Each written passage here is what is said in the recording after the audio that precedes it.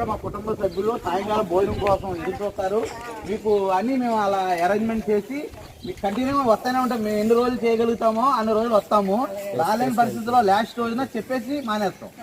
అర్థమైందా? అది రోజు అయితే ఇటు అయితే 100 మంది 120 మంది తయారు చేసుకుని వస్తున్నాము. ఇంకా పెంచడానికి ప్రయత్నం చేస్తున్నాం. ఎప్పుడు అప్పుడు నడవరా ముందుగా అటో ఇటో ఎటో వైపు, ఎవరో ఒకరు ఎప్పుడో అప్పుడు నడవరా ముందుగా అటో ఇటో ఎటో వైపు, మొదటివాడు ఎప్పుడూ ఒక్కడి మరి, మొదటి అడుగు ఎప్పుడూ ఒంటరి మరి, వెనుక వచ్చు వాళ్లకు బాట అయినది ఎవరో ఒకరు ఎప్పుడో అప్పుడు నడవరా ముందుగా అటో ఇటో ఎటో వైపు,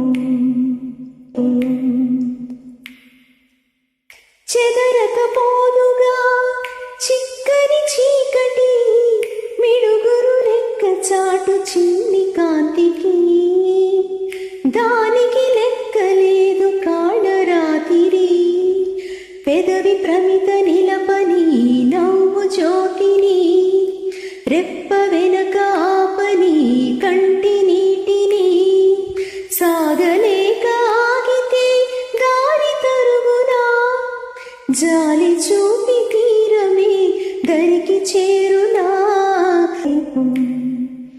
అటో ఇటో ఎటో వైపు.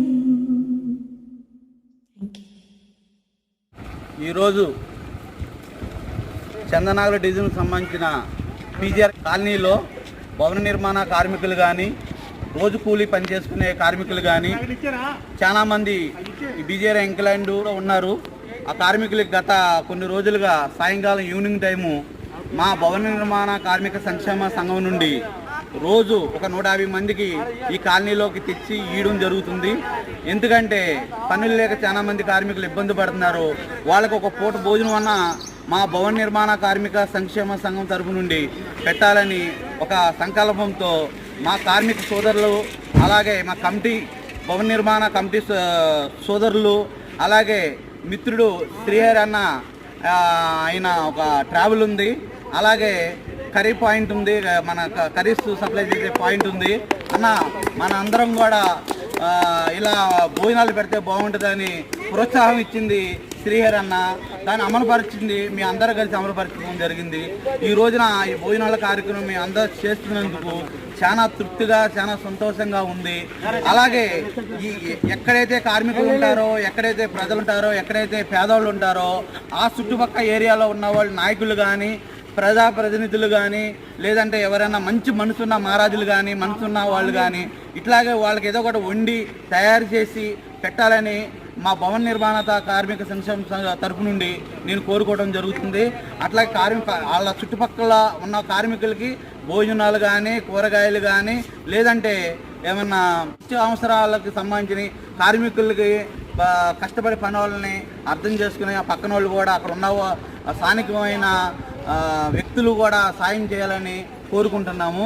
అలాగే ఈ శ్రీహరి అన్నయ్య తరపు నుంచే మేము భోజనాలు స్టార్ట్ చేయడం జరిగింది మా సంఘం తరపు నుండి. ఆయన ప్రోత్సాహం కూడా ఎంతో ఉంది కాబట్టి మరి ఇంకోసారి చెప్పాలని మనస్ఫూర్తిగా చెప్తున్నాను. థ్యాంక్స్ అన్న. ఈ వీడియో పైన మీ అభిప్రాయాన్ని కింద కామెంట్స్ రూపంలో మాకు తెలియచేయండి. అలాగే ఈ వీడియోని మీ స్నేహితులకు మరియు కుటుంబ సభ్యులకు షేర్ చేయండి.